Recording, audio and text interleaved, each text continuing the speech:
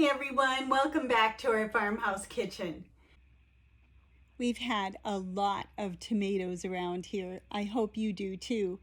The first step, of course, is to wash all of the tomatoes and to separate any that may have issues, spots, blemishes, cracks, things that you need to pay special attention to. I just set those aside so I know which ones to watch for, and then cut those out first so I can remove any of the trouble spots so I don't have to think about it. And I generously slice out any imperfections and then quarter them into a pot. After coring the tomato, I like to remove the flour end too, just so I don't have any black specks in my tomato juice. And then I cut and quarter them and work to fill the pot. I'm using Amish paste tomatoes here along with Crimson Sprinter.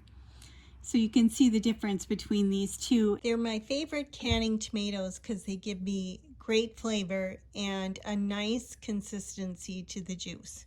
Not too thin, not too thick. Crimson Sprinter tomatoes are more acidic than Amish paste, which helps with preservation. If you are working with tomatoes of an unknown acidic level or that you know has low acidity, you would want to add a couple of tablespoons per quart of lemon juice just to amp that acidity for canning. After filling the pot quite full, I wash my hands and then I literally squish the tomato chunks.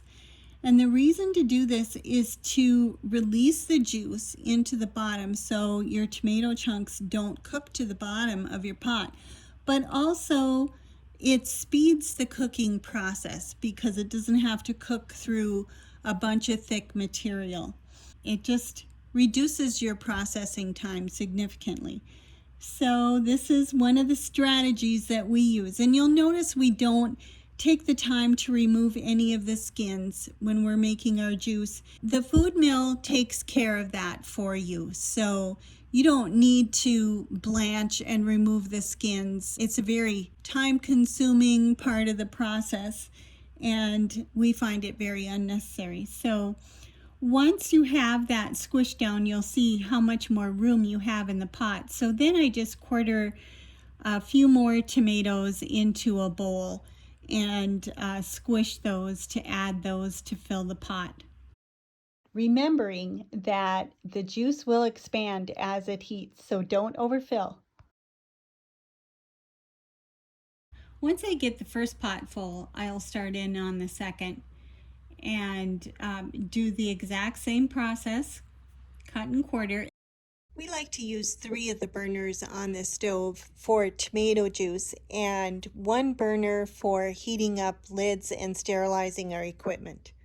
For efficiency, we do 3 pots at a time. I have 2 stock pots that hold 7 quarts each, and then I also have a Dutch oven which holds 5 quarts. So with these 3 pots, I can can 19 quarts at a time. Now that I have this pot filled and ready for cooking, I'm going to put it on the heat right away while I fill the next pot. I'm going to put it on medium heat and just keep stirring every so often to make sure that nothing cooks to the bottom. Once I get all my pots filled and cooking, now it's time to get the jars ready. Thoroughly wash the jars inside and out in hot soapy water, and then rinse and drain. While the jars are draining, I preheat my oven to 225 and I place all my canning jars in the oven for at least a half an hour at this temperature to sterilize them and prepare them for filling. Ideally, I want to heat my jars to at least 200 degrees. My oven tends to run a little cooler, so I like to set it at 225. While I was getting the jars ready, the tomatoes have finished cooking and they're ready for the next step in the process, which is to run them through the food mill. Our food mill has a stainless steel mechanism, but The bowl itself is plastic, and with what we've learned about plastics, I would prefer to replace this with a all stainless steel food mill, but this is what we have right now. It came with 3 different size sieves, and we used the smallest sieve to remove all of the skins and the seeds from the tomato juice. Using a reverse motion on the food mill every once in a while will help you squeeze out as much of the pulp as you can while leaving the skins and the seeds, and then we just spoon that out as we go. And that goes in the compost.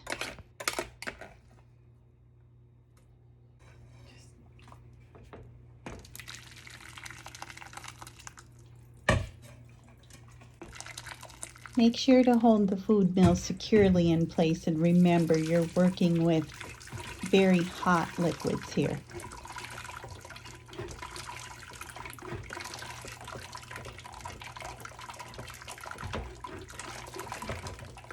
After we've run all the tomatoes through the food mill, we bring the pots of juice back to the stove, and that's when we add our salt. And we like to add a half a teaspoon per quart. So a 7-quart pot would be 3.5 teaspoons of salt. We set the burner to medium and continue stirring every once in a while to make sure that nothing cooks to the bottom. The goal is to reheat the juice to a rolling boil in order to ready it for canning. While the juice is heating, we are getting the lids and all of our canning equipment ready and sterilized for the canning process, as well as getting our counter set up. The pots have been boiling for about 15 minutes, so we know they're heated all the way through. And we have all of our canning tools sterilized, so that includes a funnel, a jar lifter, and a magnetic lid lifter. We use a 1-quart measuring cup to pour the juice into the jars, and that's sterilized as well. We pull 2 to 3 jars out of the oven for filling at a time to be a little more efficient. It works great to have a canning partner, but you could do this equally as well by yourself. Dan fills the jars and slides it over to me. I put the lids on immediately and screw the cap on. I grew up canning tomato juice with my mom. My mom was an immigrant from the Netherlands. She was befriended by this wonderful woman who taught her how to garden. This is how they canned tomato juice together, and how I grew up canning tomato juice. And Dan and I use the same process. We've always tightened the rings and let the tomato juice seal using this hot jar method. USDA recommends that you hot water bath your tomato juice for 40 minutes for pints and 45 minutes for quart jars. There's always a risk with canning, so please always do your own research. And I've included some links to some books you might want to consult below.